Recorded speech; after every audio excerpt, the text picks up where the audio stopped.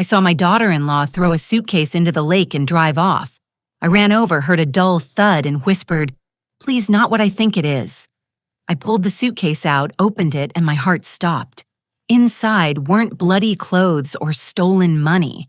Instead, I found my son's medical records, falsified insurance claims, and a voice recorder. The recording began playing automatically. "Once Eunice signs over the house, we'll have her declared incompetent. The old fool trusts us completely." 6 months before that terrible morning at the lake, I thought I was the luckiest mother in Indianapolis. My name is Eunice, and at 67 years old, I had just buried my Harold after 45 years of marriage. The grief was overwhelming, like drowning in slow motion while everyone around you breathed normally. Harold had been my anchor, my compass, my reason for waking up each morning. Without him, the 4-bedroom colonial house we'd shared felt like a mausoleum. That's when Bradley, my eldest son, swooped in like an angel of mercy. He stood on my doorstep on a rainy April morning. His pharmaceutical sales rep suit slightly wrinkled his eyes full of concern. Behind him stood Melissa, my daughter-in-law of 15 years, holding the hands of my grandchildren, Madison and Tyler. "Mom, we can't let you stay here alone," Bradley said, pulling me into a hug that smelled of his expensive cologne. "Melissa and I have discussed it. We're moving in to help you through this." I should have noticed how Melissa's eyes swept over the foyer, taking in the hardwood floors Harold had installed himself, the chandelier we'd bought on our 25th anniversary. But grief makes you blind to things that later seem obvious. "Oh, Bradley, that's not necessary," I protested weakly. "I can manage." Melissa stepped forward, her wellness coach certification practically radiating from her yoga-toned body. "Eunice, you're family. This is what families do. We take care of each other." Madison, 14 and looking more like her mother every day, hugged me around the waist. "We want to be here, Grandma. You shouldn't be alone." Tyler, 11 and still sweet in that way, boys are before teenagehood hits, nodded enthusiastically. "Yeah, and you make the best chocolate chip cookies." So they moved in. Bradley took over Harold's study, setting up his home office with impressive efficiency. Melissa transformed the guest room into what she called a healing space, complete with crystals and essential oil diffusers. The house that had felt empty suddenly buzzed with life. For the first few weeks, it was wonderful. Melissa cooked healthy meals that she insisted would help with my grief. Bradley handled the overwhelming paperwork that comes with death. Insurance claims, bank accounts, Social Security notifications. They insisted I rest, relax, focus on healing. "You've been taking care of everyone else for so long," Melissa would say, bringing me herbal tea in my favorite china cup. "Let us take care of you for a change." I'd sink into Harold's old recliner, the one that still smelled faintly of his pipe tobacco, and feel grateful. My friends at the senior center were jealous. "You're so lucky," they'd say. "Most kids barely call, let alone move in to help." Dorothy, my best friend since high school, was the only one who seemed skeptical. We'd meet for our weekly coffee at the corner bakery, and she'd study me over her bifocals.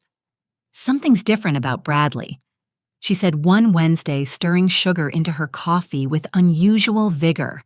"Can't put my finger on it." "He's being wonderful," I defended.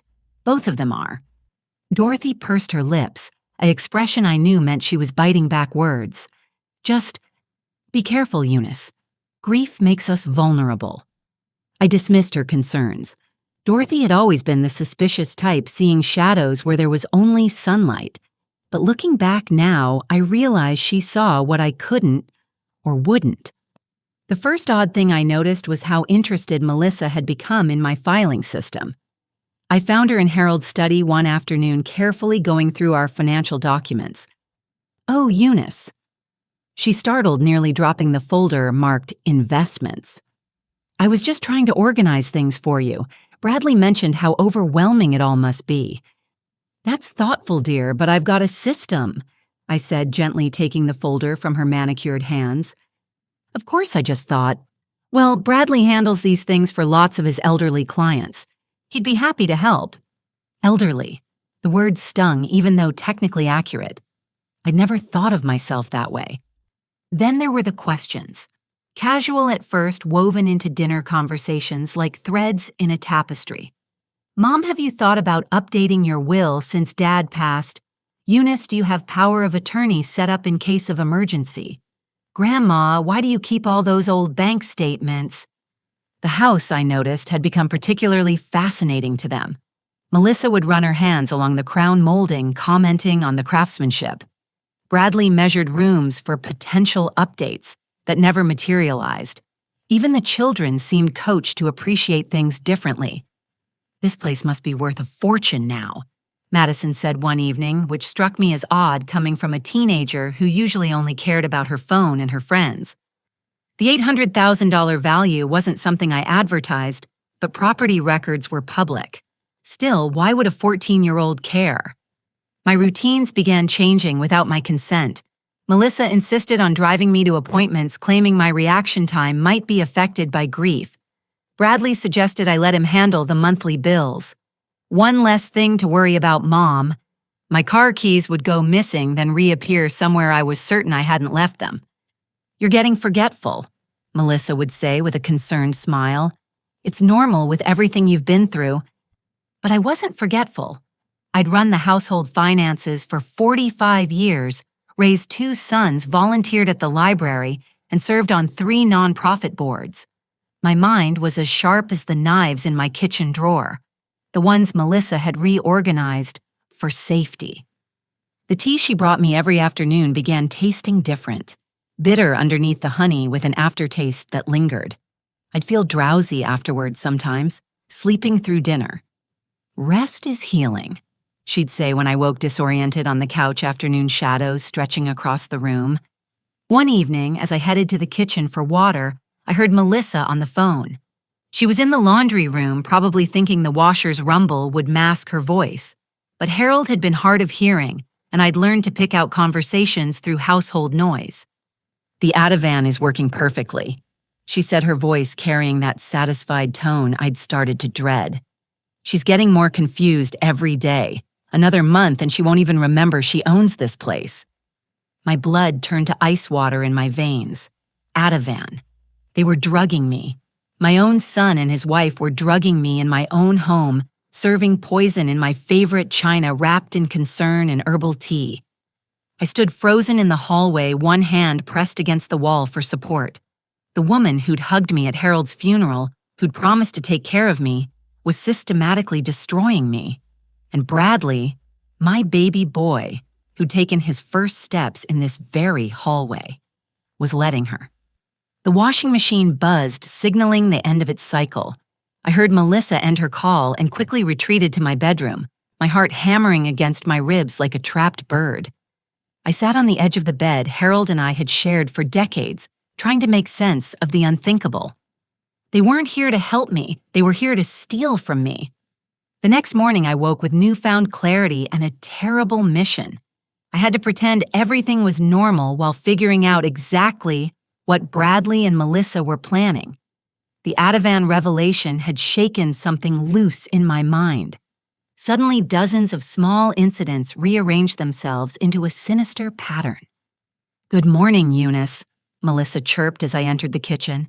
She was already preparing my morning smoothie, the blender whirring with what she called her special grief recovery blend. Now I knew why it always left me feeling foggy. "Morning, dear," I replied, forcing a smile that felt like cracked plaster. I watched her add a powder from an unlabeled container, my natural supplement that was anything but natural. "How did you sleep?" She studied my face with the intensity of a scientist observing a lab rat. "Oh, you know, good nights and bad nights." I accepted the smoothie with trembling hands I hoped she'd attribute to age. "Harold used to say the bed felt too big without me. Now I know what he meant." Her face softened with false sympathy. "That's why we're here, to help you through this transition." Transition, such a clinical word for theft. I took a small sip of the smoothie, then set it down. "Actually, my stomach's a bit upset this morning. Maybe I'll just have some toast." A flicker of annoyance crossed her features before the caring mask slipped back into place. "Are you sure the nutrients are really important for your recovery?" "Maybe later." I said, busying myself with the toaster to avoid her gaze. That day, I started my performance. When she brought me the afternoon tea, I'd take careful sips whenever she watched, then pour it into the potted ficus when she left. The drowsiness was harder to fake, but I'd learned from Harold's poker nights that the key to a good bluff was consistency. Bradley came home that evening with a briefcase full of concerns. "Mom, I was reviewing your insurance policies today. Did you know some of them are terribly out of date?" "Are they?" I let my voice waver with confusion I didn't feel. "Don't worry about it. I'll handle everything. That's what I'm here for." He patted my hand like I was a child. "Melissa mentioned you've been having some memory issues. Have you been taking your vitamins?" Every day I lied. The wellness program intensified over the following weeks.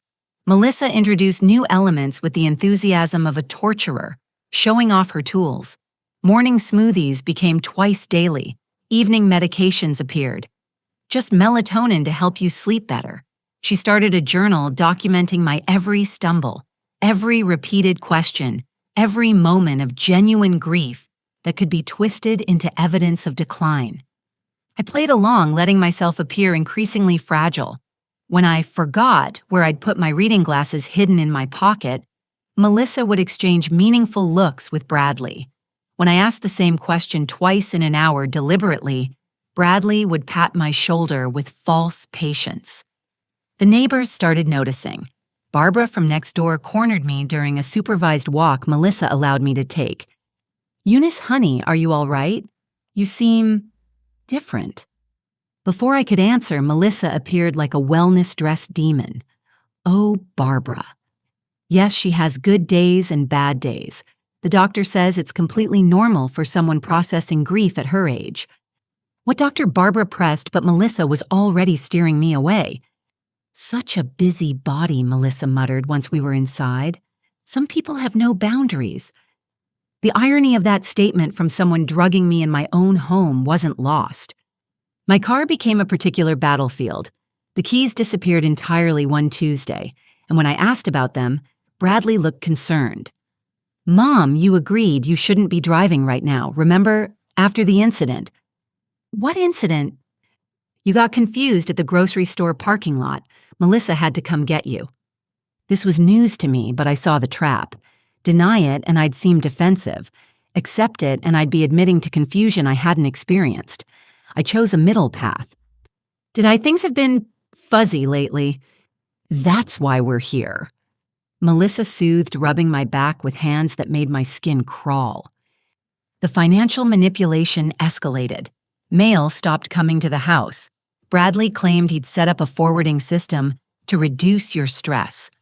My laptop developed mysterious problems that only Bradley could fix, always when I was napping. The landline rang less and less, and when it did, Melissa always answered taking messages she never delivered. My son Marcus called from Chicago one Wednesday. I only knew because I heard Melissa in the hall. "No, she's sleeping. The doctor says limiting stimulation is important. Yes, I'll tell her you called. Maybe in a few weeks when she's more stable." Marcus, my younger son, the detective, who'd know something was wrong if he could just see me. But they were building a wall between me and the world brick by lying brick. The children, Madison and Tyler, became unwitting accomplices. I heard Melissa coaching them one afternoon when they thought I was napping. "Remember, if anyone asks about Grandma, what do you say?" "She's having a hard time since Grandpa died," Madison recited with teenage boredom. And she gets confused sometimes, so we're helping take care of her," Tyler added, eager to please. "Good. And if Grandma says anything strange, we tell you right away," they chorused. My own grandchildren turned into spies in my home. One afternoon, while pretending to doze in Harold's chair, I overheard Bradley on a conference call. But this wasn't about pharmaceutical sales. "Yes, Dr. Morrison, she's showing all the symptoms we discussed. Confusion, memory loss, paranoia about her belongings. Next Thursday." "Perfect." "No, she won't resist. We'll tell her it's just a routine checkup." "Dr. Morrison, I made a mental note to research him later if I could get to a computer without supervision." That evening, Melissa presented me with a new development in my treatment, a locked pill organizer. "This will help you remember what you've taken," she explained, filling each compartment with various tablets. "I'll keep the key so you don't accidentally double dose." I watched her portion out my poison with steady hands, organizing my destruction into neat little boxes marked with the days of the week. The real medications I needed, blood pressure, cholesterol, were mixed with whatever they were using to fog my mind. "Such a good daughter-in-law," I murmured, letting my eyes go slightly unfocused. She preened at the praise. "We're family, Eunice. Family takes care of each other." That night, I lay in bed plotting. They thought they had me trapped, docile, confused. They didn't know that every fake pill I palmed and flushed, every dose of tea I poured into the plants, every smoothie I dumped down the sink was buying me clarity. In the darkness of my bedroom, I found a pen and paper hidden in my nightstand. With shaking hands, I wrote a single line. Week 12, file incompetency papers. Week 16, transfer deed. Week 20, assisted living facility. Those weren't random notes. Those were their plans for me overhead when Bradley thought I was lost in an Ativan haze. 20 weeks to steal everything Harold and I had built. 20 weeks to erase Eunice Patterson and leave only a confused old woman who signed whatever they put in front of her. But I had something they didn't expect. The fury of a woman who'd survived 67 years on this earth, buried the love of her life, and refused to let his memory be dishonored by thieves, even if one of them was my own flesh and blood. The next morning, when Melissa brought my smoothie, I drank deeply and smiled. "Delicious, dear. You take such good care of me." Her smile was a predator's satisfaction. "Anything for you, Mom." The word "mom" from her lips felt like blasphemy, but I swallowed my rage along with the pretense of swallowing my medication. Because now I knew their timeline, and I had plans of my own. 4 months before the lake incident, I began my counteroffensive with the methodical precision of someone who'd balanced household budgets for decades. While maintaining my facade of medicated confusion, I started gathering evidence that would destroy Bradley and Melissa's carefully constructed scheme. The first challenge was communication. With my phone monitored and mail intercepted, I needed an ally. Dorothy became my lifeline, though getting messages to her required creativity I didn't know I possessed. During one of Melissa's supervised grocery trips, I stumbled near the pharmacy counter, a calculated fall that sent my purse contents scattering. While Melissa scrambled to collect my belongings, I slipped a note to the pharmacist, Mrs. Chen, who'd known me for 20 years. "Please call Dorothy Miller. Tell her I need the book we discussed." The book was our old code from when we'd helped other women escape abusive situations through our church ministry. Dorothy would understand. 3 days later, during my allotted garden time, Dorothy appeared at the back fence, pruning shears in hand. "Eunice, your roses are looking peaked," she called out loud enough for Melissa to hear from the kitchen window. "Oh, Dorothy, yes, I've been neglecting them." I wandered over, playing up the confused elderly woman act. As we discussed fertilizer and aphids, Dorothy palmed me a burner phone the size of a matchbox. "Lawyer's number is programmed. Frederick Lawson. He's expecting you." God bless Dorothy and her spy novel addiction. That night, while Bradley and Melissa watched television downstairs, I made my first call from the bathroom with the water running. Frederick Lawson's voice was like a lifeline thrown to a drowning woman. "Mrs. Patterson, I've been expecting your call." Dorothy filled me in. "What evidence do you have?" "Not enough yet," I whispered, "but I know what they're planning." "Then we build a case, document everything. Can you record conversations?" "How?" "I'll have Dorothy deliver some supplies. Small cameras, voice recorders. Nothing they'll notice." The next week, Dorothy arrived with a gift basket for the grieving widow. Hidden beneath homemade jam and cookies were tiny cameras disguised as buttons, a pen that recorded audio, and a USB drive that looked like lipstick. Installing the cameras required patience and planning. I chose moments when Melissa was at her fake wellness appointments and Bradley was at work. One went into the oil painting of Harold in the living room. Another replaced a button on a throw pillow in the study. The third I tucked into a silk flower arrangement in the kitchen. The pen recorder became my constant companion, tucked into my pocket during every interaction. The first clear evidence came during a family meeting about my finances. Mom. Bradley began spreading papers across the dining room table. We need to discuss your assets for planning purposes. Of course, dear, I replied, clicking the pen as if fidgeting. Now the house is worth approximately $800,000. Your investment portfolio is at $2 million. There's also Dad's life insurance. Melissa leaned forward. We just want to make sure everything is properly managed. You understand how complicated these things can be. So complicated, I agreed, letting my voice drift. Harold always handled the numbers. Exactly why you need us, Bradley said. I've prepared some documents to simplify things, just power of attorney standard stuff. I pretended to struggle reading the papers. The print's so small. Don't strain yourself, Melissa soothed. Bradley can explain everything later. Why don't you rest? After they thought I'd gone to bed, I crept to the top of the stairs. The cameras would catch video, but I wanted audio backup. She's fighting the medication, Melissa complained. I've upped the dose twice. Maybe we need to switch to something stronger, Bradley suggested. Dr. Morrison mentioned Haldol. That's risky. Haldol has visible side effects. Someone might notice. Who's going to notice we've isolated her from everyone who matters?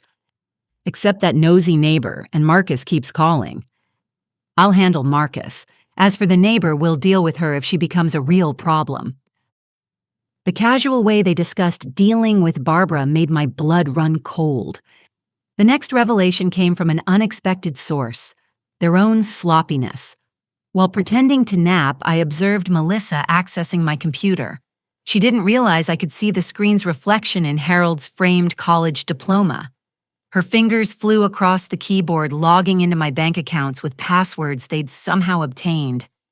I watched her transfer $5,000 to an account I didn't recognize. Then another $3,000. Small enough amounts to avoid automatic fraud alerts, but they were bleeding me slowly. That evening, I shuffled into the kitchen where Tyler was doing homework. Grandma. He smiled genuinely. The children still loved me even as they were being positioned against me. Want to help with my math? I'd love to, sweetie. As we worked through fractions, I carefully probed.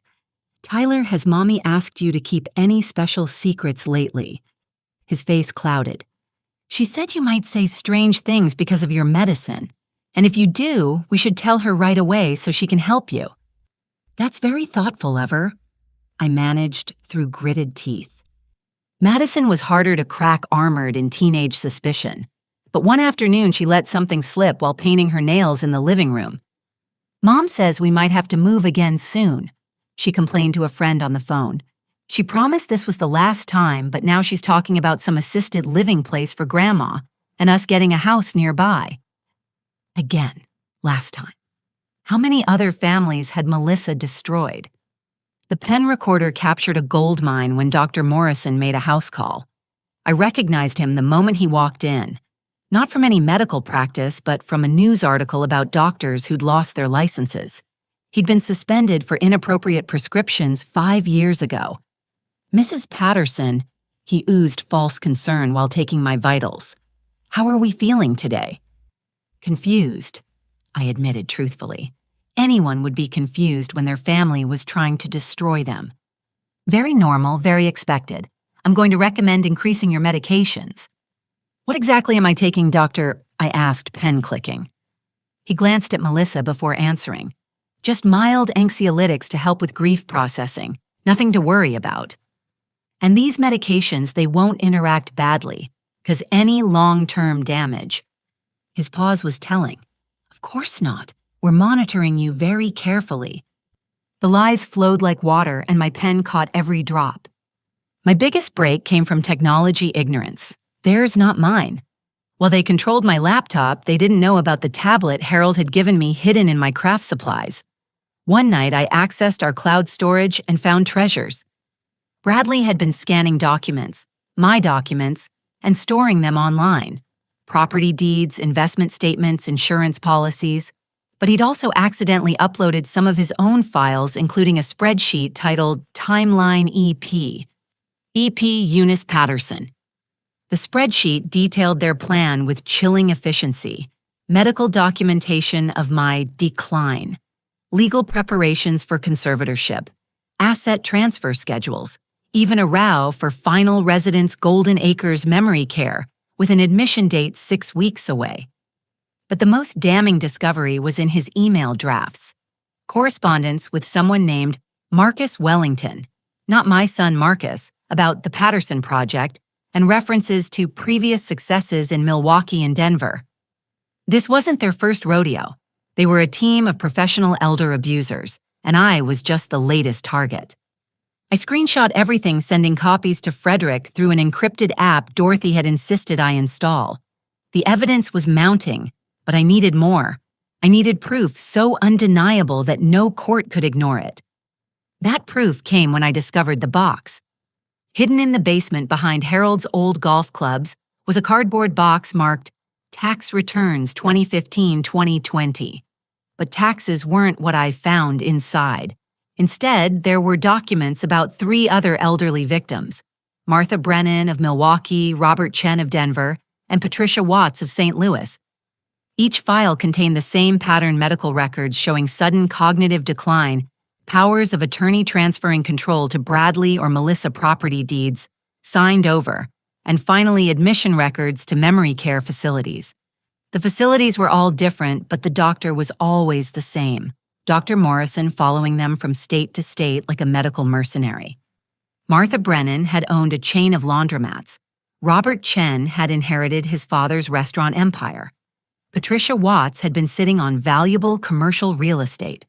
All 3 had been diagnosed with dementia, signed over their assets, and been institutionalized within 6 months of Bradley and Melissa entering their lives. I photographed every page, my hands shaking with rage and fear. These weren't just thieves. They were serial predators who'd perfected their hunt. But they'd made one crucial mistake. They'd chosen Eunice Patterson. And I was about to show them what 45 years of marriage to a Marine veteran had taught me about strategic planning and ruthless execution. That night, as I listened to them planning my future institutionalization over wine in my living room, I smiled into my pillow. They thought they were wolves circling a sheep. They were wrong. The sheep had been gathering evidence, building alliances, and preparing for war, and shepherd's clothing hides sharp teeth when the flock is threatened. My pen clicked one last time as Bradley said, "By Thanksgiving, this will all be over and we'll be set for life." Yes, Bradley, by Thanksgiving this would definitely be over. Just not the way he planned. 3 months before the lake incident, my investigation took a darker turn when I discovered the true scope of Bradley and Melissa's criminal enterprise. What had started as elder abuse was actually part of a massive healthcare fraud operation that reached into the highest levels of medical insurance corruption. It began with an innocent mistake. Melissa's, not mine. She'd left her real phone, not the one she used around me, charging in the laundry room while dealing with a wellness client video call on her laptop. The phone buzzed with messages, the screen lighting up repeatedly. From my position dozing in the nearby den, I could see the notifications. One name kept appearing: Consortium Medicare Solutions. The messages were urgent. Payment batch 45 processed, 847 Ks. Need Patterson documentation ASAP. Morrison says accelerate timeline. When Melissa retrieved her phone an hour later, I was genuinely asleep, exhausted from maintaining my charade. But those messages had given me a new thread to pull. That night, using my hidden tablet, I researched Consortium Medicare Solutions. On the surface, it appeared to be a legitimate medical billing company. But deeper searching revealed complaints investigations and a pattern of elderly patients receiving bills for services they'd never received. The pieces clicked together with sickening clarity. They weren't just stealing from me. They were using me as part of a broader Medicare fraud scheme. The next evidence came from my own mail, which Dorothy had been secretly collecting from a post office box Bradley didn't know about. Between the birthday cards and junk mail were medical bills. Dozens of them. Bills for specialist visits. I'd never made procedures, I'd never undergone medications, I'd never taken. According to Medicare, I was simultaneously seeing a neurologist, psychiatrist, cardiologist, pulmonologist, and rheumatologist. I'd had MRIs, CT scans, extensive blood work, and cognitive assessments. The total billing exceeded $200,000 in just 3 months. But the most chilling discovery was a claim for hospice care consultation. They were already preparing for my death. Frederick, my lawyer, was horrified when I shared this information during one of our clandestine calls. Eunice, this is beyond elder abuse. This is organized crime. We need to involve federal authorities. Not yet, I insisted. I need more proof. I need to know how deep this goes. The proof came from Bradley himself accidentally. He'd been working in Harold's study. My study, really, but I let him think he'd claimed it. I needed to retrieve a photo album from my act, shuffling in with calculated confusion. "Oh, Bradley, have you seen my wedding album I wanted to look at?" Something. He barely glanced up from his laptop. "Check the bookshelf, Mom, and try not to move things around too much." As I fumbled with the albums, deliberately clumsy, I knocked over his coffee mug. The liquid splashed across his papers, sending him jumping up with curses. Oh dear, I fussed, grabbing tissues. "I'm so sorry, let me help." "Just go, Mom, go back to your chair, I'll clean it up." I shuffled out, but not before my eyes caught what was on those papers. Patient lists. Hundreds of names with billing codes, diagnostic codes, and dollar amounts. My name was highlighted in yellow with a note, "Maximum extraction potential, 2.3 million. $2.3 million. That's what my life was worth to them in fraud. The web grew more tangled when I observed a meeting between Bradley, Melissa, and Dr. Morrison in my own living room. They thought I was at my appointment with Dorothy, but I'd returned early, entering through the back door and positioning myself where I could hear everything. "The Patterson account is our most lucrative yet," Dr. Morrison was saying. "Her legitimate conditions provide perfect cover for the false billing." "How much more can we claim before it triggers an audit?" Bradley asked. With my documentation of her cognitive decline quite a bit, dementia patients often require extensive testing. No one questions it. Melissa added, "We need to accelerate, though. That neighbor is getting suspicious, and Marcus called again yesterday." Speaking of which, Morrison pulled out a syringe. "This is the insurance policy we discussed." My blood froze as he explained. "Potassium chloride, undetectable in an elderly patient with heart issues, makes it look like natural cardiac arrest."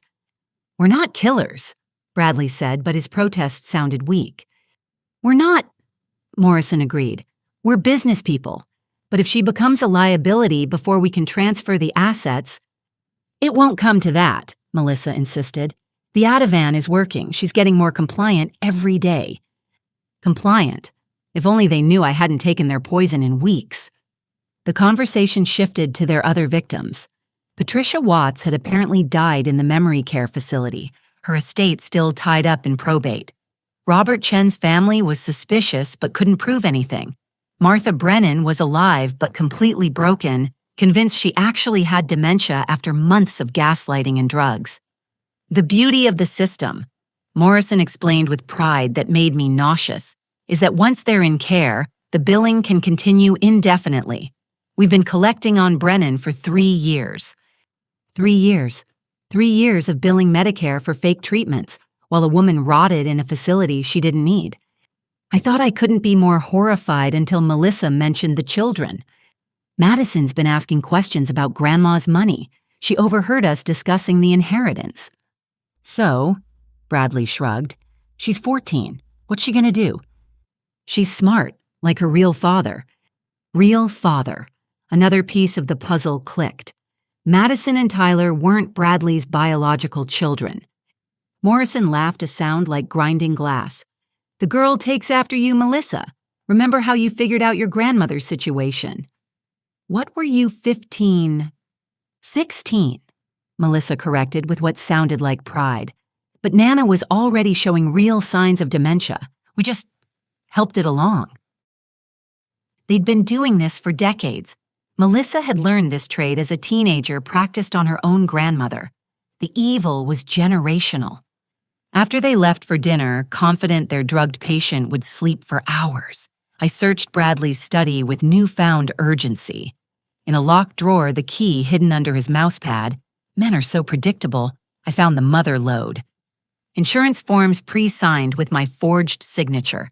Medicare claims for procedures dated in the future. A life insurance policy for $3 million with Bradley as the sole beneficiary taken out just 2 months ago. And worst of all, a medical power of attorney document waiting for my signature with a yellow sticky note. Get this signed before the 15th. Morrison needs it for the surgical claim. Surgical claim. They were planning to claim I'd had surgery, probably neurological, to explain any sudden decline or death. But the document that made me sink into Harold's chair was a printed email from someone named Victor Kelman. The Patterson Project is approved. Expected yield $2.3 from Medicare, $3 from life insurance, $800K from property, $2 from liquidated assets, total $8.1. Your cut 40%. Proceed with final phase. $8.1 million. They'd commodified my entire existence into a dollar amount, parsed out my life into profit margins. I photographed everything my hands steadied despite my racing heart. Harold had always said I was tougher than I looked. Steel magnolia, he'd call me. Pretty flower iron stem. Time to prove him right. That evening, I played my part at dinner, accepting the tea Melissa brought with a grateful smile. While palming the pills, she watched me swallow. Madison watched me with those intelligent eyes, and I saw something there. Not suspicion of me, but of her mother. "Grandma," she said suddenly, "tell me about when you and Grandpa met." "Oh, sweetie, I've told that story so many times." "I want to hear it again, please." So I told the story of meeting Harold at a USO dance in 1979, how he'd been too shy to ask me to dance until his buddies literally pushed him onto the floor. I told it clearly with perfect recall, watching Madison's face relax with each coherent sentence. She was testing me. Smart girl. She knew something was wrong with the picture her mother was painting. Later, as I prepared for bed, I heard Madison confronting Melissa in the hallway. She's not confused at all. She remembered every detail, even the song that was playing. "Dementia patients have good days and bad days," Melissa replied smoothly. "Don't confuse moments of clarity with recovery." "But she seems—" "Madison," Melissa's voice turned sharp. "Do you want to end up in another crappy apartment changing schools again? Or do you want the life I'm trying to build for us?" "I want—" Madison's voice dropped. "I want to do the right thing." "The right thing is taking care of our family. Eunice has lived her life. She has more money than she could ever spend. We're just ensuring it goes to people who need it." By lying, by drugging her. The slap echoed in the hallway. I pressed my hand to my mouth to keep from crying out. "Go to your room," Melissa hissed. "And remember, without this, you have nothing. No college fund, no future, nothing. Choose your side carefully." I heard Madison's door slam and quiet sobbing. My granddaughter, not by blood but by love, was trapped in this web too, another victim of Melissa's poisonous influence. But she'd shown me something important. Not everyone in this house was my enemy. And maybe, just maybe, that crack in their unified front was exactly what I needed. I fell asleep that night plotting not just my salvation but Madison's too. Because if there's one thing Eunice Patterson knew how to do, it was protect children from monsters. Even when the monster was their own mother. 2 months before the lake incident, I began orchestrating the most critical phase of my plan. Setting the trap that would destroy Bradley and Melissa's criminal enterprise while saving my granddaughter Madison from becoming either a victim or an accomplice to her mother's evil. My first move was establishing contact with the authorities. Frederick, my lawyer, had connections with the FBI's healthcare fraud unit. During one of our secret meetings at Dorothy's house, he introduced me to Special Agent Sarah Brennan. No relation to Martha Brennan, though the coincidence of the name struck us all. "Mrs. Patterson." Agent Brennan said, reviewing the evidence I'd collected, this is one of the most sophisticated elder fraud schemes we've encountered. The Medicare billing alone constitutes federal wire fraud. Can you arrest them now? I asked, though I knew the answer. We need more. Specifically, we need them to commit an overt act that we can document in real time. Your recordings are excellent, but a good defense attorney could argue entrapment or altered evidence. So what do you suggest? She smiled, reminding me of myself at her age, sharp and determined. We suggest you become our asset. Would you be willing to wear a wire? I've been wearing one for weeks, I said, showing her my pen recorder. But yes, I'll wear whatever you need. The plan we developed was elegant in its simplicity. I would create a situation so tempting that Bradley and Melissa couldn't resist accelerating their timeline, thereby exposing themselves completely. But first I had to protect the innocents, particularly Madison. I engineered a moment alone with her during one of Melissa's wellness appointments. She was doing homework at the kitchen table, shoulders tense, with the weight of knowledge no 14-year-old should carry. Madison, I said quietly, I know you're worried about me. Her head snapped up, eyes wide with surprise and fear. Grandma, It's all right, sweetheart. I know what your mother's been saying about my condition. I sat beside her, choosing my words carefully. The house was bugged with my own cameras, but I couldn't be sure Bradley and Melissa didn't have their own surveillance. Sometimes when people are afraid of losing someone they love, they see problems that aren't there. She studied my face, those intelligent eyes searching for truth. But the medicine helps me sleep. Grief does terrible things to rest patterns. I touched her hand gently. But Madison, if you're ever worried about anything at all, you can always talk to my friend Dorothy. She lives 2 streets over the yellow house with the garden gnomes. She's very wise about family troubles.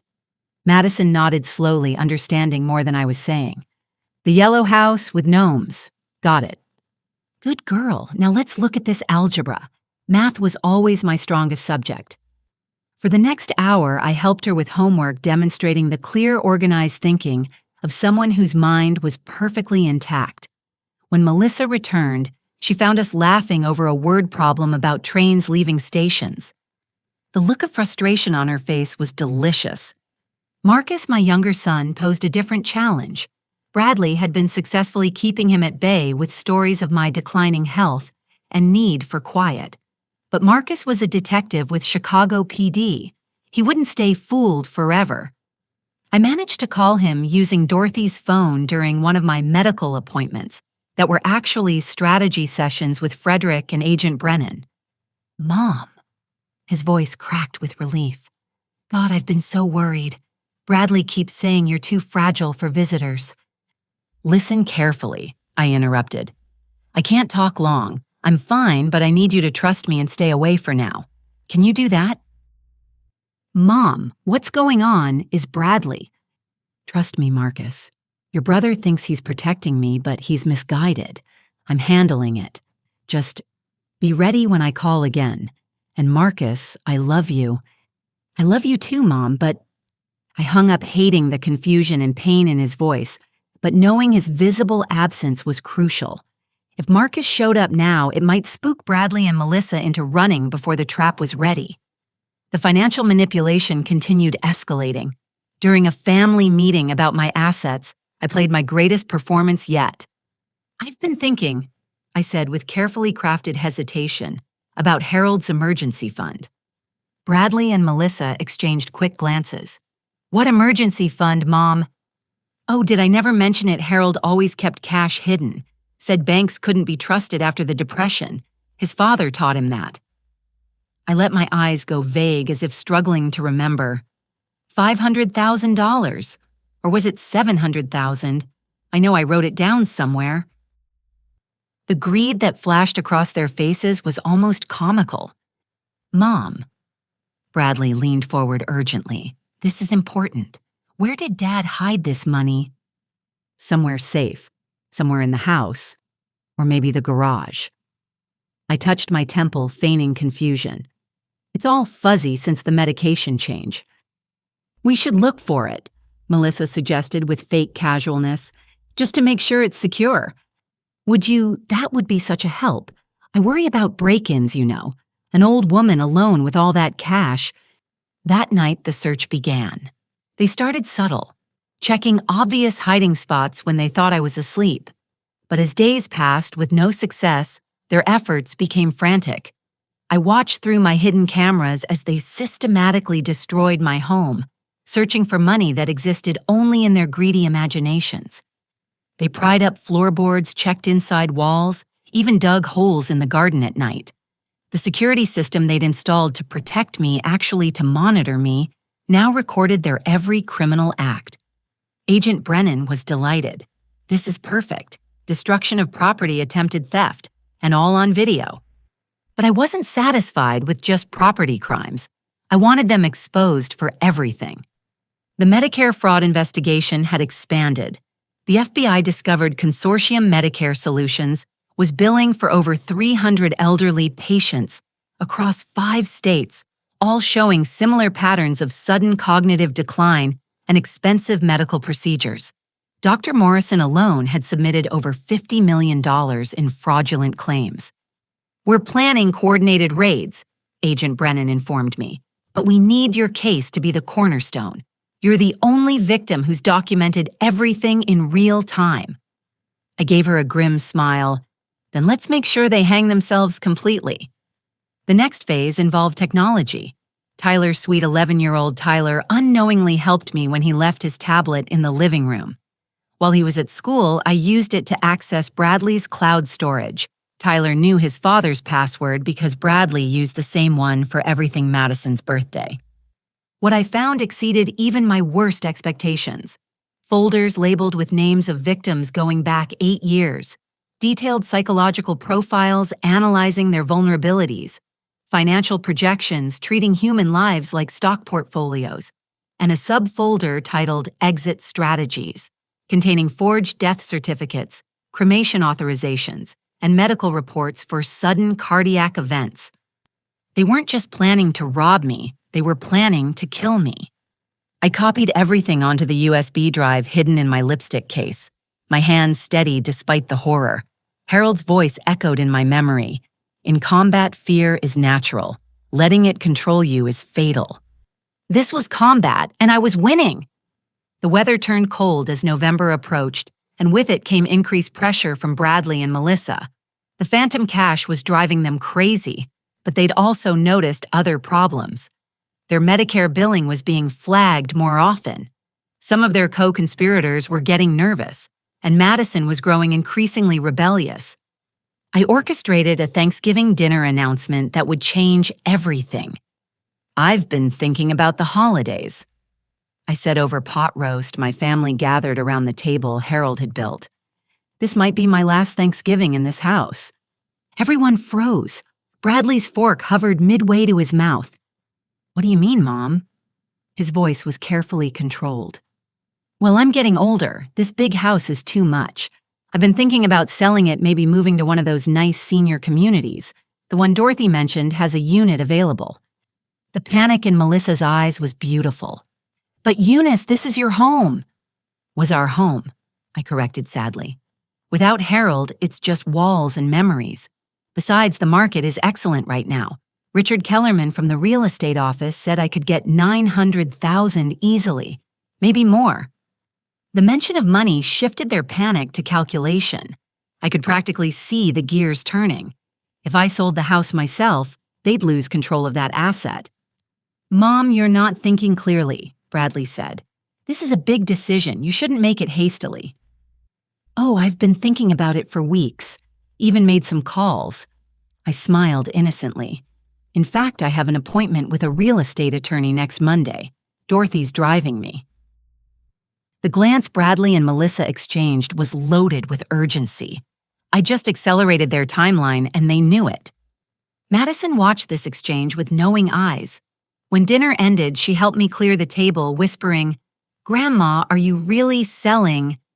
Sometimes, sweetheart, the best way to protect something is to let people think you're giving it up. I murmured back then louder, Could you get the pie from the kitchen? My special pumpkin recipe. She nodded and left, but not before I saw her slip my pen recorder from the counter into her pocket. Smart, brave girl. She was gathering evidence, too. That night, the house practically hummed with tension. I heard Bradley and Melissa arguing in harsh whispers, their carefully constructed plan unraveling. Through my cameras, I watched them make frantic phone calls Morrison's name mentioned repeatedly. The trap was set. The prey was panicking, and I, the confused elderly victim, sat in Harold's chair with a cup of tea. I'd made myself smiling at our wedding photo. "Almost there, my love," I whispered to his image. "Justice is coming." The next morning, Agent Brennan called Dorothy's house where I was having breakfast. "We're ready when you are, Mrs. Patterson. Just give us the signal." Soon, I promised. Very soon. They're almost desperate enough to make the fatal mistake. Just be careful. Desperate people do desperate things.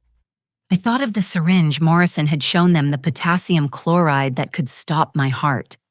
Don't worry about me, dear. I've survived worse than 2 amateur criminals with delusions of brilliance. But as I walked back to my house, back into the den of vipers I'd called family, I touched the small canister of pepper spray Dorothy had slipped into my pocket. Harold always said I was tough as nails. Time to prove it. The finale was approaching, and I'd either emerge victorious or not at all. But one way or another, Bradley and Melissa's crime spree ended with me. The morning of the lake incident dawned gray and misty, the kind of November day that makes you want to stay in bed with a cup of tea and a good book. Instead, I woke to the sound of Melissa frantically searching through drawers in the room below mine. Through my hidden cameras app on my secret tablet, I watched her rifling through Harold's study with the desperation of a cornered animal. The FBI was closing in, though Bradley and Melissa didn't know how close. Agent Brennan had called Dorothy's house the night before with a warning, "Our raid is set for tomorrow afternoon. We need one more piece of evidence, something that ties Morrison directly to the murder plot. Can you get it?" I'd promised to try, though I wasn't sure how. Then fate, in the form of Melissa's panic, provided the opportunity. I shuffled downstairs in my robe, playing up the confused elderly act I'd perfected. "Melissa, what's wrong, dear? It's so early." She spun around, her usually perfect hair, disheveled, her silk pajamas wrinkled. For the first time since she'd moved in, she looked her age. Every one of her 38 years, plus a few more. "Nothing's wrong, Eunice. Just looking for something. Go back to bed." But I'd already seen what she was gathering, the evidence they'd hidden throughout my house. The forged medical records from the filing cabinet, the fake power of attorney documents from Harold's desk, the vials of medication from the kitchen drawer, and most damning, the voice recorder they'd used to capture snippets of my conversations, planning to edit them into evidence of dementia. She was destroying evidence, which meant she knew something was wrong. "Are you leaving?" I asked, adding a quaver to my voice. "Did I do something wrong?" No, she said distractedly, shoving papers into a leather suitcase I recognized as Harold's old briefcase. "Just organizing, spring cleaning." "But it's November," I pointed out with calculated innocence. She paused, really looking at me for the first time. Something in her expression shifted, hardened. "Eunice, where's the money?" "What money, dear?" "The cash. Harold's emergency fund. Where is it?" I let my face crumple in confusion. I can't remember. The medicine makes everything fuzzy." She crossed the room in 3 quick strides, gripping my shoulders hard enough to bruise. "Think, Eunice. Think $500,000 doesn't just disappear. You're hurting me." I whimpered, though truthfully I'd endured worse during my arthritis flares. "Melissa." Bradley's voice cracked like a whip from the doorway. "What are you doing?" She released me, stepping back. "She knows where the money is. I know she does." Bradley looked between us, stress etched in every line of his face. My son, my firstborn, the boy who'd cried when he accidentally stepped on a caterpillar, now complicit in plotting my murder. "Mom, go back to your room," he said tiredly. "Melissa's just stressed about work stuff." I shuffled toward the stairs, then paused. "Bradley, Are you and Melissa having money troubles? Because I could help." "No," they both shouted simultaneously. I flinched at their vehemence. I just thought, "Your family." The irony of that statement hung in the air like smog. Family. The people who were supposed to protect you, not plot your demise for profit. I made it halfway up the stairs before I heard Melissa hiss, "She's playing us. She has to be. No one's that oblivious." "You're paranoid," Bradley replied. "She's exactly what Morrison documented. A confused old woman who can't remember where she puts things." "Then where's the money, Bradley? We've torn this place apart." "Maybe there never was any money. Maybe it's just another delusion. Or maybe." Melissa's voice dropped to a dangerous whisper. "Your mother's not as far gone as we thought." I reached my room and immediately accessed my cameras, watching as they continued arguing. Melissa was shoving more items into the suitcase. The burner phones they used for the Medicare scam, USB drives, even the syringe Morrison had given them. They were preparing to run. I couldn't let that happen. Too many victims deserve justice. Martha Brennan still trapped in a memory care facility she didn't need. Robert Chen's family bankrupted by medical bills for fictional treatments. Patricia Watts dead under suspicious circumstances. And Madison, my brave granddaughter who'd been secretly documenting her mother's crimes, who deserved a chance at a normal life. I made a quick decision. Grabbing my coat and the pen recorder, I headed back downstairs. "I'm going for my morning walk," I announced cheerfully. "Dr. Morrison says exercise helps with the confusion." They barely glanced at me, too caught up in their panic to care. Perfect.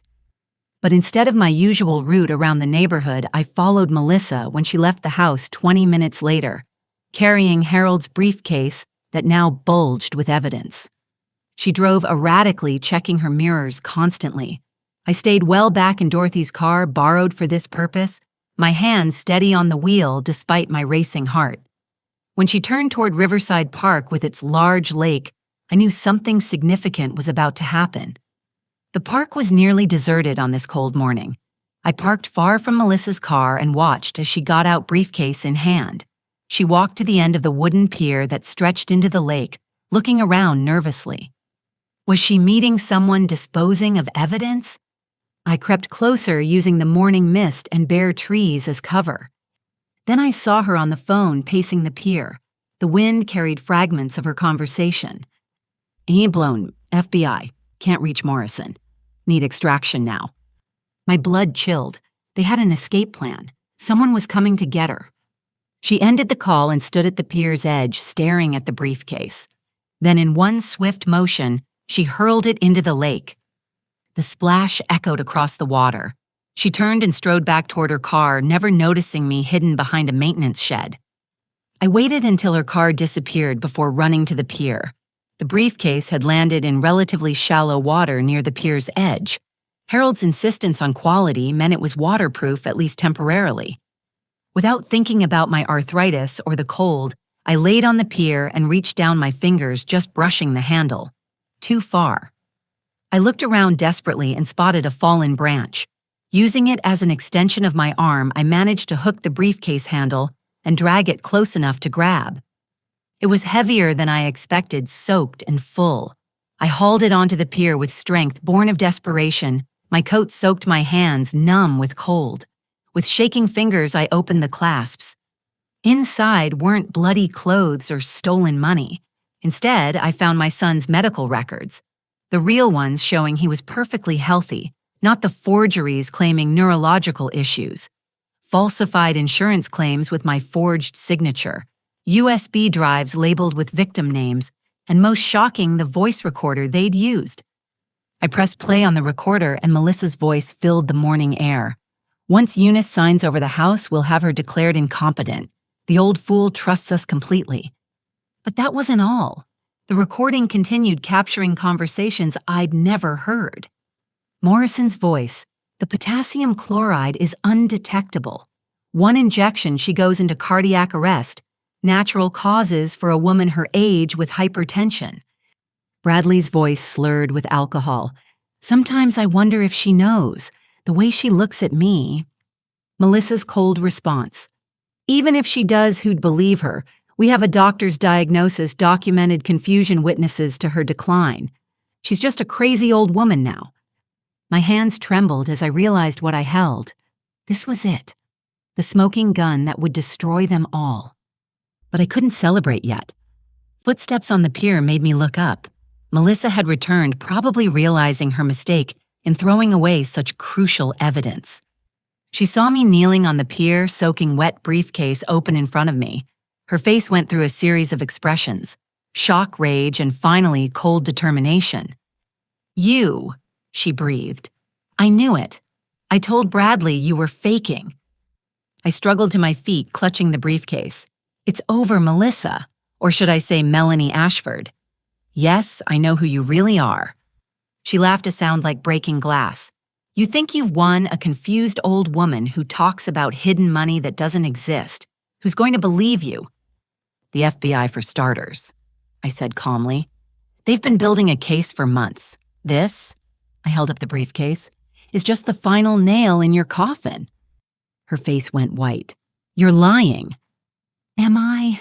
Why do you think your Medicare claims keep getting flagged? Why your co-conspirators have gone silent? Why Morrison hasn't returned your calls?" I smiled coldly. "They've all been arrested, dear. You and Bradley are the last loose ends." She took a step toward me and I saw her hand go to her pocket. The syringe. She still had one of Morrison's syringes. "Stay back," I warned, reaching for my pepper spray. "Or what you'll hurt me." She laughed again. Poor confused Eunice attacked her daughter-in-law during a delusional episode. Tragic, really. I tried to help her, but she was too far gone. "That's not how this ends," I said firmly. "No," she agreed, pulling out the syringe. "This is how it ends. You have a heart attack during your morning walk. Natural causes. I find your body grief-stricken. Bradley inherits everything." She lunged at me with the syringe, but I'd been prepared for this moment for weeks. Harold hadn't married a wilting flower. He'd married a woman who'd taken self-defense classes, who'd raised 2 boys alone while he was deployed, who'd survived 67 years in this world. I sidestepped her lunge and brought my knee up hard into her stomach. She doubled over, gasping, the syringe flying from her hand into the lake. While she was bent over, I pepper sprayed her face. Her screams echoed across the lake as she clawed at her eyes, stumbling blindly. In her disorientation, she tripped over the briefcase and went down hard on the wooden pier. I was already dialing 911 on my phone. "This is Eunice Patterson at Riverside Park. I need police and ambulance immediately. A woman just tried to inject me with something and I had to defend myself." Melissa was sobbing now, still blinded by the pepper spray. "You ruined everything, everything. Do you know how long we planned this?" "Yes," I said, quietly standing over her. 8 years, 3 months, and 14 days. That's how long you and my son have been destroying lives. But it ends today." The sirens were getting closer. I saw Bradley's car screech into the parking lot. He must have tracked Melissa's phone. He ran toward the pier, saw her on the ground and me, standing with the briefcase, and skidded to a stop. "Mom."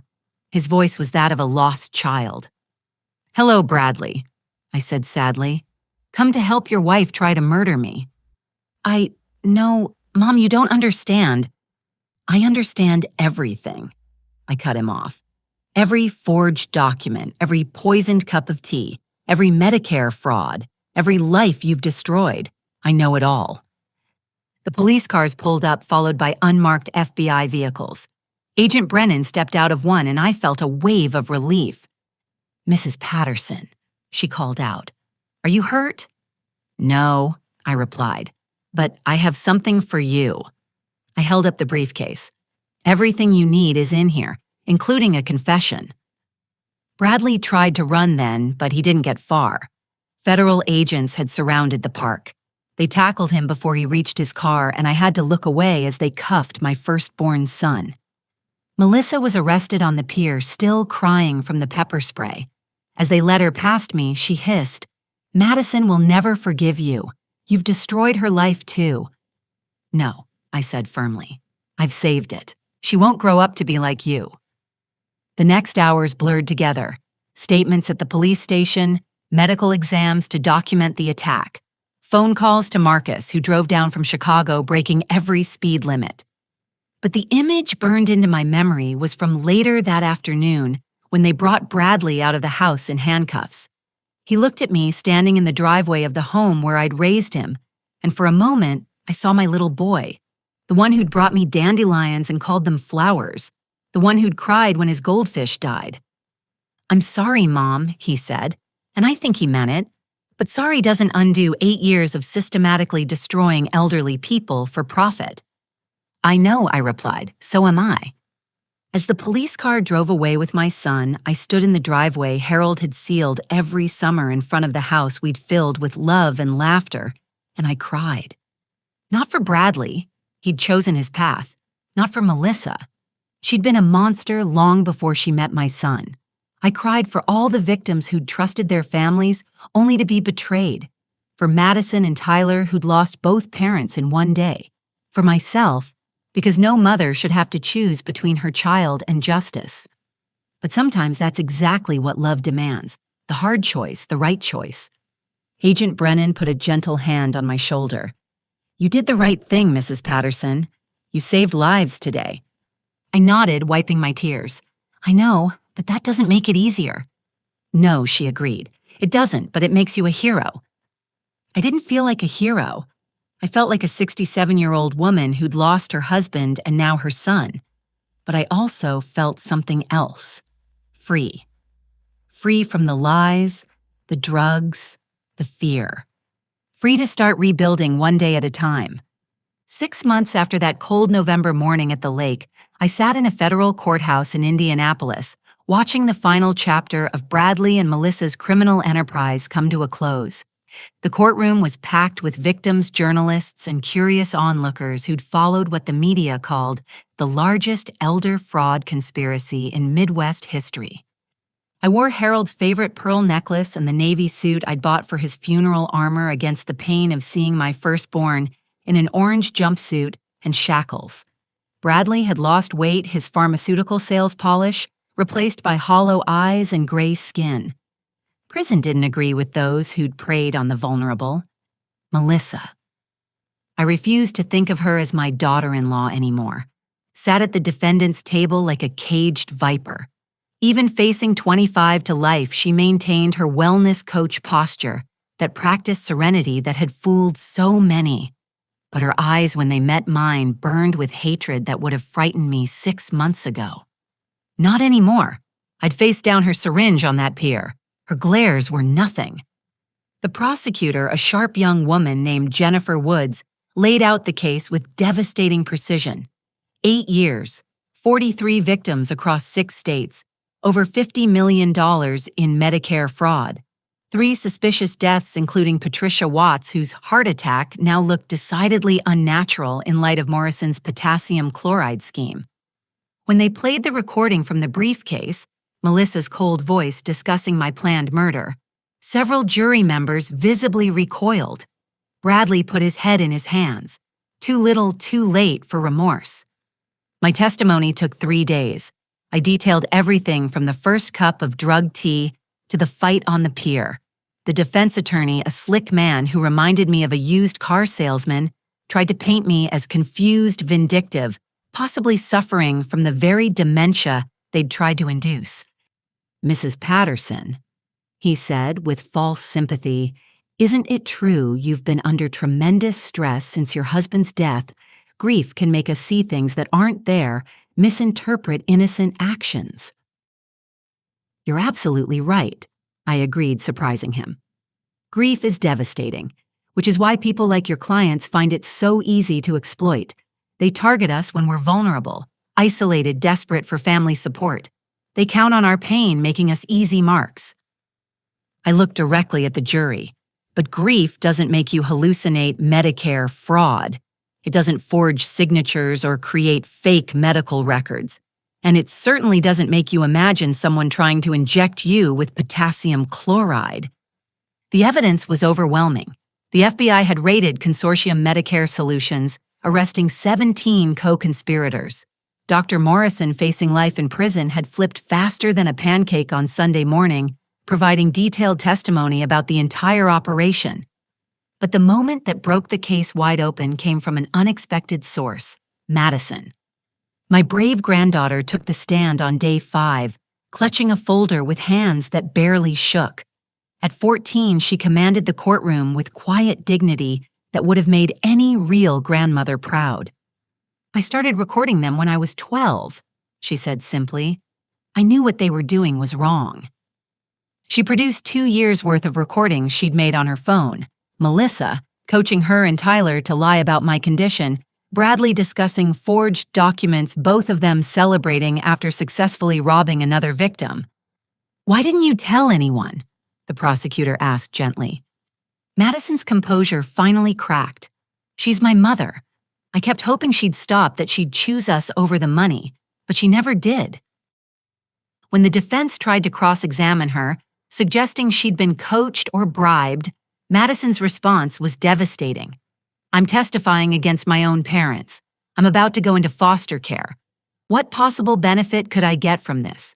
I'm here because it's the right thing to do, something they never taught me." The jury deliberated for less than 3 hours. Guilty on all counts. Bradley received 15 years federal time for elder fraud conspiracy and attempted murder. The judge, a stern woman who'd seen too much human cruelty, told him, "You betrayed the most sacred trust, that between a parent and child. Your mother gave you life and you tried to steal hers." Melissa got 25 to life as a repeat offender, plus additional time for the attempted murder on the pier. As they led her away, she turned to Madison and mouthed, "This is your fault." Madison, sitting between me and her foster family, straightened her shoulders and mouthed back, "I know, thank you." The aftermath was complex, but ultimately healing. The FBI recovered most of the stolen Medicare funds, though much had already been spent on the conspirators' lavish lifestyles. I got back my $400,000 plus damages, but money felt hollow compared to what I'd lost and found. Martha Brennan was released from the memory care facility after independent doctors confirmed she had no cognitive impairment beyond normal aging. We became friends, bonding over coffee and shared trauma. She started a support group for elder fraud victims that now has over 200 members. Robert Chen's family received a settlement that helped them rebuild their father's restaurant empire. They sent me a thank you card every month with pictures of the thriving business proof that recovery was possible. The Patterson house, tainted by too many poisoned cups of tea and violated trust, sold quickly. I donated half the proceeds to establish the Harold Patterson Foundation for elder protection, providing legal resources for seniors facing family exploitation. I bought a beautiful 2-bedroom condo downtown with a doorman and security system, not because I lived in fear, but because I'd earned the right to feel safe. Dorothy lived 3 floors down, and we had coffee every morning without worrying about drugged beverages. Marcus and his family moved to Indianapolis, taking a position with the local police department's Elder Crimes Unit. Sunday dinners at my new place became tradition, the dining table filled with laughter instead of lies. But the most profound change came in the form of 2 teenagers who needed a grandmother's love more than ever. Madison and Tyler's foster placement was temporary while the courts figured out their future. Melissa's parental rights were terminated, and their biological father was nowhere to be found. They faced aging out of the system with no family support. I petitioned for guardianship. "You want to take in the children of the people who tried to kill you?" The social worker seemed stunned. "They're victims too," I said firmly. "They didn't choose their parents. They chose to do the right thing despite terrible pressure. They deserve a chance." The legal process took months, but eventually Madison and Tyler moved into my condo. Not as grandson and granddaughter. Those titles belonged to my memories of their childhood before I knew the truth. But as 2 young people who needed stability, love, and someone who understood that family isn't just blood, it's choice. Madison thrived without her mother's toxic influence. Her grades soared, and she joined the debate team, channeling her intelligence into positive directions. She wants to be a prosecutor, to stop people like my parents, she says with quiet determination. Tyler struggled, more confused and hurt by the abandonment. Therapy helped, as did the normal routine of school homework, and a grandmother who actually cared about his well-being rather than his utility in a scam. He discovered a love of cooking, and our kitchen became his laboratory for increasingly ambitious recipes. One evening, as we sat around the dinner table Tyler had loaded with his latest culinary experiment, Madison asked the question I'd been expecting. Grandma Eunice, do you hate them, my mom, and Bradley? I considered my words carefully. I hate what they did. I hate that they chose greed over love, that they hurt so many people. But hate is like poison. It only hurts the person holding on to it. I choose to focus on the good that came from stopping them. Like us, Tyler asked hopefully. Especially you, I confirmed, reaching over to squeeze his hand. Life settled into a new normal. I volunteered with the Elder Protection Foundation, sharing my story to help others recognize the warning signs. I testified before Congress about the need for stronger elder abuse laws. I even wrote a book about the experience donating the proceeds to victim support services. But mostly, I lived. I took pottery classes with Dorothy. I traveled to see the Northern Lights, something Harold and I had always planned but never done. I learned to play poker, finally understanding Harold's fascination with the game. I dated scandalizing Madison and amusing Tyler when a retired professor named William started joining us for Sunday dinners. Harold would have liked him. They shared the same dry humor and love of mystery novels. "You're not replacing Grandpa Harold," Madison said one evening, finding me looking at old photos. No one could, I agreed. But the heart's capacity for love is infinite. Harold taught me that. A year after the trial, I received a letter from Bradley. I'd been expecting it. Prison gives people time to think, and his thoughts had finally turned to genuine remorse. "Mom," he wrote, "I don't expect forgiveness. I don't deserve it. But I need you to know that I remember the mother who taught me to ride a bike, who stayed up all night when I had chicken pox, who cheered at every Little League game. I'm sorry I forgot that person and saw only dollar signs. I'm sorry I let Melissa convince me you were just an obstacle to overcome. Most of all, I'm sorry I made you choose between justice and your son. You chose right. You always did. Maybe one day when I get out, if you're willing, we could have coffee. Just coffee. No agenda, no schemes. Just a son trying to remember how to be human again. All my love, Bradley." I folded the letter carefully and put it in the box where I kept important things. Maybe one day when the wounds had healed more, when Madison and Tyler were older and settled, I'd consider that coffee. Forgiveness. Harold always said wasn't about the person who hurt you. It was about freeing yourself from the burden of anger. But not yet. Some healing takes time. The lake where Melissa had thrown the briefcase became a place of reflection for me. I'd walk there sometimes, standing on the pier where everything had changed. The water was calm now, holding no evidence of the violence that had erupted that November morning. "You did it, love," I'd whisper to Harold's memory. "We raised one son who catches criminals and another who became one. But in the end, justice won." I'd like to think Harold would be proud of how I handled everything. The investigation, the trial taking in Madison and Tyler. He'd especially appreciate the poker face that had fooled career criminals into thinking I was just a helpless old woman. "Steel magnolia," I could hear him saying. "My beautiful, brilliant, unbreakable steel magnolia." 3 years have passed now since that morning at the lake. Madison's in college pre-law with a full scholarship. Tyler's finishing high school, already accepted to culinary school. They come home for holidays, filling my condo with youth and laughter and the future Bradley and Melissa tried to steal.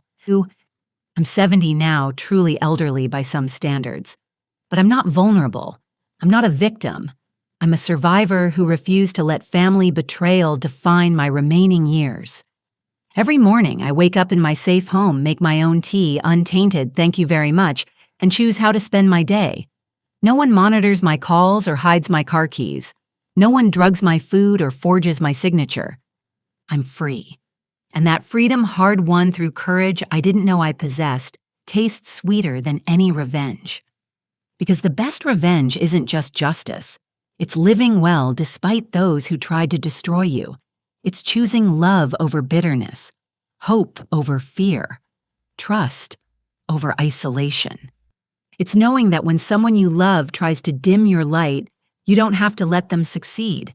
You can shine brighter, illuminating the darkness they tried to create, becoming a beacon for others lost in similar shadows. My name is Eunice Patterson. I'm a mother, a grandmother, a widow, a survivor. I was targeted because they saw weakness in my grief and age. They were wrong, and I proved it. Dear friends, if you've stayed with me through this difficult journey, I want to ask you something. Have you ever faced betrayal from someone you trusted completely? How did you find the strength to fight back? Please share your thoughts in the comments below. Your stories of resilience inspire others who might be facing similar situations. If this story touched your heart or opened your eyes to the reality of elder abuse, please hit that like button and subscribe to hear more stories of courage and justice. And please share this with someone who needs to hear that they're not alone, that age doesn't equal weakness, and that it's never too late to fight back. Thank you for listening to my story. May you always have the wisdom to see through deception, the courage to stand up for what's right, and the strength to protect those who cannot protect themselves. Remember, the only thing necessary for evil to triumph is for good people to do nothing. So be good and do something. Until next time, this is Eunice reminding you that every ending is just a new beginning in disguise.